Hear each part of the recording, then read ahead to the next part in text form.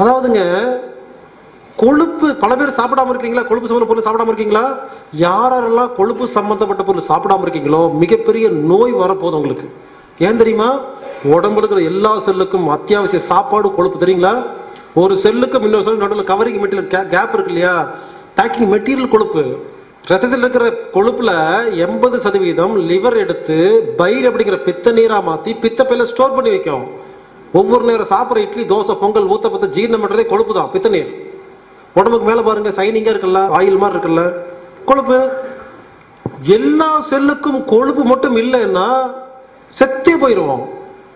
நம்ம உடம்புக்கு தேவையான அத்தியாவசிய தேவையான அவசியமான உடம்புல இருக்கிற எல்லா செல்லும் வேலை செய்யறதுக்கு தேவையான ஒரு கொழுப்பை சாப்பிடக்கூடாதுன்னு சொல்றாங்களே, என்ன கொழுப்பு இருக்கு அவங்களுக்கு?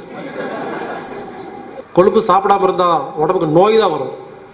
கொழுப்பு அத்தியாவசிய தேவை.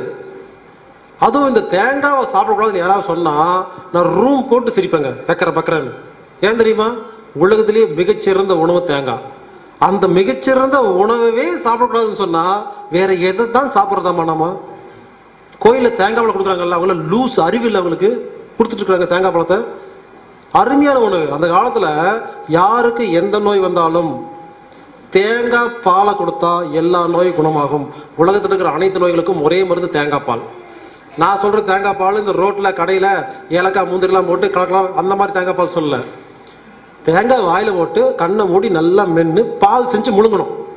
வாயிலேயே பால் செஞ்சு முழுங்கினா அது அருமையான தேங்காய் பால். ஏதோ வயசானவங்க உடம்பு சரியில்லை, முடியல, பல்லு இல்லைன்னா அவங்களுக்கு மட்டும் என்ன பண்ணணும், இந்த பொரியலுக்கு போடுறதுக்கு தேங்காய் துருவாங்கல்ல, அந்த மாதிரி துருவு பூ எடுத்து, தேங்காய் பூ சொல்லுவாங்கல்ல, அதை எடுத்து கையில் வச்சு நல்லா அமுத்தினோம்னா சொட்டு சொட்ட தண்ணி மாதிரி வரும்ல, அதை ஒரு டம்ளர் எடுத்து கொடுத்து பாருங்க. அந்த தேங்காய் பாலை கொடுத்தா எந்த நோய் இருந்தாலும் குணமாகுதுங்க. உலகத்தில் உள்ள அனைத்து நோய்களுக்கும் ஒரே மருந்து தேங்காய். அந்த காலத்தில் எந்த நோய் வந்தாலும் தேங்காய் பால் மட்டும் தான் கொடுத்தாங்க, நோய் குணமாச்சு. அந்த காலத்துல யாருக்காவது உயிருக்கு போராடிட்டு இருந்தா டாக்டர் சொல்லிடுவாரு, இனிமேல் உயிரை காப்பாற்ற முடியாதுன்னு. உயிரை காப்பாற்ற முடியாதுன்னு டாக்டர் சொன்னதுக்கு அப்புறம் கடைசியா கொடுக்குற மருந்துக்கு பேர் தேங்காய் பால். சரி, எதுவுமே முடியாதா? தேங்காய் பால் என்ன பண்ணுவாங்க, தாத்தா பாட்டி யாராவது வீட்டில் போராடிட்டு உயிருக்கு போராட்டு இருந்தா நான் சொல்ற மாதிரி தேங்காய் பால் எடுத்து ஊற்றி காப்பாத்திடுவாங்க. ஆனா இப்ப என்ன பண்றாங்க, வீட்டுல தாத்தா பாட்டி யாராவது உயிருக்கு போராடிட்டு இருந்தா சாதா பாலை கொடுத்து கொலை பண்ணிட்டு இருக்காங்க. கொடுத்த உடனே உயிர் போயிடும். அந்த காலத்துல தேங்காய் பால் கொடுத்துருந்தாங்க, அதோட மாறி மாறி சாதா பால் ஆயிடுச்சு. இனிமேல் உங்க வீட்டுல தாத்தா பாட்டி யாராவது உயிருக்கு போராடிட்டு இருந்தா தயவு செய்து சாதா பாலை கொடுக்காதீங்க. நான் சொல்ற தேங்காய் பால் கொடுத்து பாருங்க, எந்திரிச்சு உட்கார்ந்துருவாங்க. ஆனா ஒரு சின்ன சிக்கல் இருக்கு, சொத்து பிரிக்க கொஞ்சம் லேட் ஆகும். அதனால இனிமேல் கொழுப்பு சம்பந்தப்பட்ட பிரச்சனை யாருக்கு இருக்குதோ ட்ரீட்மெண்ட் தெரியுமா? 3 நேரம் தேங்காய் சாப்பிடணும், என்ன பலகாரம் தான் சாப்பிடணும், அதை சாப்பிட்டே நோய் குணப்படுத்தலாம். இனிமேல் பஜ்ஜி எல்லாம் பார்த்து வீட்டில் பாவம் பஜ்ஜிங்க, வீட்டில் பஜ்ஜி படுற அவஸ்தை பாருங்க. பஜ்ஜி எடுப்பாங்க, சாப்பிட மாட்டாங்க, கையில் வச்சு நல்லா புளிவாங்க, என்ன இருக்காமா, புளிஞ்சிட்டு ஒரு பேப்பர் எடுத்து தட்டுன்னு தட்டி அந்த பஜ்ஜியோட ஷேப்பை மாற்றி கன்றாவி பண்ணி அதை கஷ்டப்பட்டு சாப்பிட வேண்டியது. கேட்டால் என்ன பலகாரம் ஆகாதுன்னு. இனிமேல் அப்படிலாம் சொல்ல வேண்டாம். பஜ்ஜி எடுத்து புளிங்க, என்ன வரலன்னா அவ்வளோ எண்ணெய் பத்தலன்னு ஒரு டம்ளர் எண்ணெய் வாங்கி சொதன்னு ஊற்றி அப்படியே ஒழுகு சாப்பிடலாம். பிரச்சனை எண்ணெயில் இல்லை, எண்ணெயை சாப்பிட தெரியல. பாருங்க, ஒரு பஜ்ஜி சாப்பிட்றது தெரியாம அந்த நோய்க்கு பேர் தான் கொழுப்பு கட்டின்னு பேரு. பஜ்ஜி சாப்பிட தெரியல, அதான் கொழுப்பு சம்பந்த நோய்.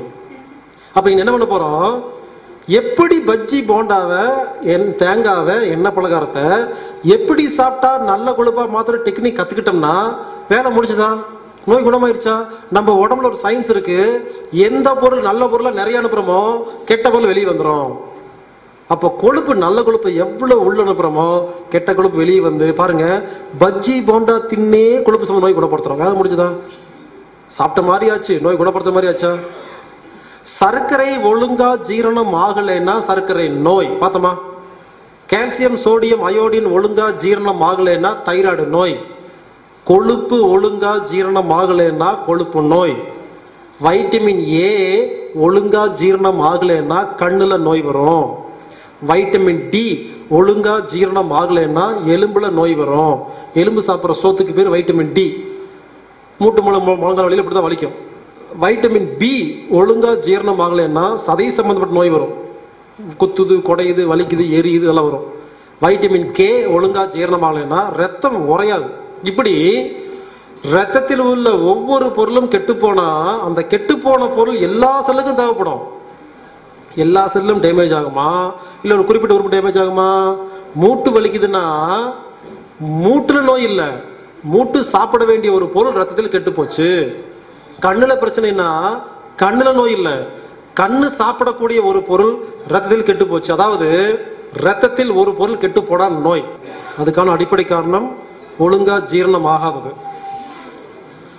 அப்போ ஒவ்வொருத்தருக்கும் ஒவ்வொரு பொருள் கெட்டு போய் கிடக்குமா? அப்போ ஒவ்வொருத்தருக்கும் வேற ஒரு டெக்னிக் சொல்லி தரணுமா? கிடையாது, எல்லாத்துக்கும் ஒரே டெக்னிக் தான். என்ன தெரியுங்களா? அப்போ ஒரே ஒரு டெக்னிக், நாம சாப்பிட்ற சாப்பாடை ஒழுங்கா ஜீரணம் பண்றது எப்படின்னு ஒன்னே ஒன்று கத்துக்கிட்டா எல்லா நோய்க்கும் அதுதான் தீர்வு. ரத்தத்தில் ஒரு பொருள் கெட்டு போச்சுன்னா ஒரு இடத்துல நோய் வருதா? நாம நினைச்சுக்கிறோம் இந்த உறுப்புல நோய் வருதுன்னு. கிடையாது. மூட்டு வலிக்குதுன்னா மூட்டுல நோய் இல்லை, ரத்தத்தில் மூட்டுக்கு தேவையான பொருள் கெட்டு போச்சு. அதாவது ஒரு பெரிய வீடு உள்ள பத்திக்கிட்டு எரியுது, எல்லா ஜன்னல் கதவெல்லாம் அடைச்சி வச்சிருக்கு, ஒரு ஜன்னல் லேசா திறந்துருக்கு, லேசா புகை வருது. வெளியிருந்து பார்த்துட்டு யாராவது உட்காந்துட்டு இந்த ஜன்னலில் நோய் அப்படின்னு சொன்னா சிரிப்பீங்களே, சிரிக்க மாட்டீங்களா? ஜன்னலில் நோய் இல்லை, மொத்த வீடும் பத்திக்கிட்டு எரியுது, ஜன்னல்ல புகை வருது. உடனே அந்த ஜன்னலை கொஞ்சம் டைட்டா அமுத்தி வச்சுட்டு ஐ புகை வரல அப்படின்னா ட்ரீட்மெண்டா? அந்த மாதிரிதான் இருக்கு. மூட்டு வலிக்கு யாராவது மூட்டுல போய் ட்ரீட்மெண்ட் பார்த்தீங்கன்னா புகையை அமுத்தி வைக்கிறீங்கன்னு அர்த்தம். மொத்த உடம்பும் பத்திக்கிட்டு எரியுது, மூட்டுல புகை தெரியுது. தலைவலினா மொத்த உடம்பும் பத்திக்கிட்டு எரியுது, தலையில புகை வருது. இப்படி யாருக்கு எந்த உறுப்புல நோய் வருதோ அந்த உறுப்புல புகை வருது, மொத்த உறுப்பும் பத்திக்கிட்டு எரியுதுன்னு புரிஞ்சுக்கிட்டீங்கன்னா தீய அவிச்சு வீட்டை காப்பாத்திக்கலாம். புரியாம அந்த இடத்த போய் ஏதாவது ட்ரீட்மெண்ட் பார்த்தீங்கன்னா மொத்த வீடும் எரிஞ்சு போகுது. அதான் நடந்துட்டு இருக்கு இப்போ.